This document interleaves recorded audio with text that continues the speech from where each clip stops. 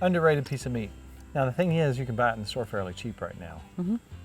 But the more attention things get, it seems like the price goes up. That's right. Sirloin flap, a wonderful cut of meat. A lot of people use them for fajitas and things like that. But we tried it as a steak the other night. It was good. It was absolutely delicious. We cut, you know, against the grain. Tasty, delicious, and they're very reasonable. So sirloin flap steak, don't forget that. And this is one of ours that we raised. Now this recipe that you're making tonight was one of those pleasant mistakes. Right. I wouldn't say mistake.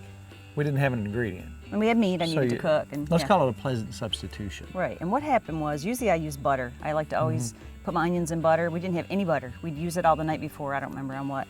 But I remember my grandma not having butter once and saying, get mayonnaise. And I'm like, really? She says, it'll give it, you can use mayonnaise as a substitute. Which grandma? Grandma Solomon. Okay. No one will know. And I remember another friend of mine, Connie Geiger, saying the same thing. She put mayonnaise in her cheese potatoes. It gives it a buttery flavor.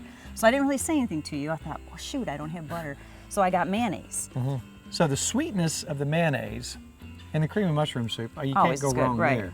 Okay, so now what we're gonna do is we're gonna get a 10-inch pan going. So this is gonna be a one-pan deal. I like that. We like that. Right. There's not a lot of cleanup. Talking about you know where your food comes from. This is from Max CSA. Thank you, Mac. I always eat best onions. This is from our lower field. Isn't it nice to know where your food comes from? All right, now as odd as this seems, we're gonna put this mayonnaise in the pot. I said it's about half a cup to 3/4 and get it, melt the mayonnaise down with the onions, and let's start cooking that together. All right. And then I'm gonna cut the meat into kind of little bite-sized pieces because we're kind of making like a stroganoff. Salt and pepper, and then use some flour, and I'm gonna dip it in flour, and we're gonna brown the meat.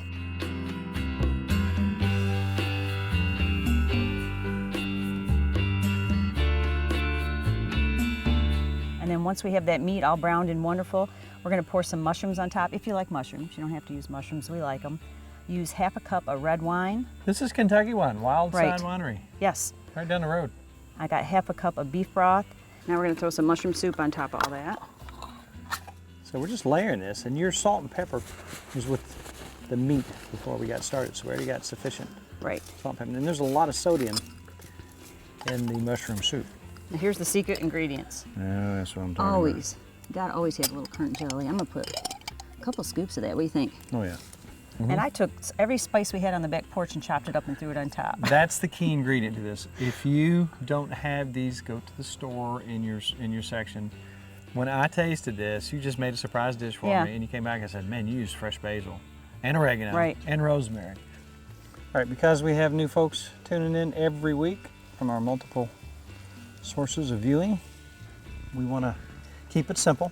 In this case, we'll use briquettes, but Mrs. Farmer, if I had to ask you if this is a 10-inch dish, which it is, and you want it 350 degrees, how many would you put on the top and bottom? 7 and 14.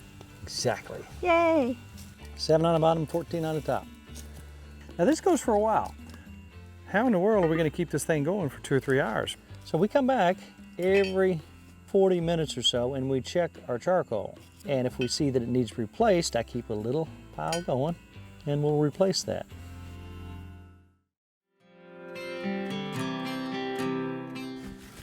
Now look at that, it's all cooked down. You can tell it's tender as it can be. Almost looks like a stroganoff, doesn't it, Yes, the way the meat is? And that's kind of what I got out of all that the other day.